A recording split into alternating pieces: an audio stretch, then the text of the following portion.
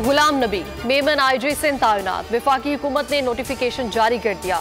सिंध हुकूमत ने 4 मार्च को आईजी के लिए नाम भेजे थे। उनको दूसरी मरतबा आईजी सिंध तैनात किया गया है। आम इंतखाबात से कबल इलेक्शन पॉलिसी के तहत हटाया गया था।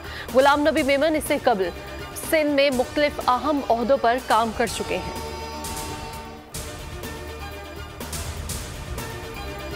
Core commander Karachi lieutenant general Babar Iftikhar की लेफ्टिनेंट कर्नल सैयद काशिफ अली की रिहाइश का आमद। अहले खाना से मुलाकात, शहीद की शुजाअत और बहादुरी पर खराज अकीदत पेश किया। उनका कहना था मादरे वतन के दिफा के लिए सैयद काशिफ अली की कुर्बानी सुनहरी हरूफ में लिखी जाएगी। डीजी रेंजर सिंध की भी वज़ीरिस्तान ऑपरेशन में शहीद लेफ्टिनेंट कर्नल शहीद काशिफ अली के घर आमद। अहले खाना से ताज़ियत और फातिह खानी की।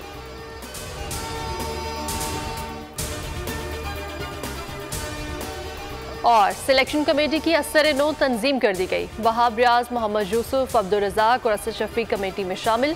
चेयरमैन पीसीबी मोहसिन नकवी की न्यूज़ कॉन्फ्रेंस। उन्होंने कहा कि पाकिस्तान क्रिकेट बोर्ड की नई सिलेक्शन कमेटी में चेयरमैन कोई नहीं होगा। कौमी सिलेक्शन कमेटी के तमाम 7 अफराद की पावर यकसा होंगी।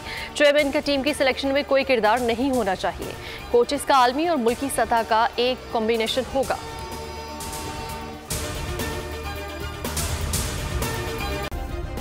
सब्सक्राइब करें और बेल दबाएं ताकि कोई खबर रह न जाए।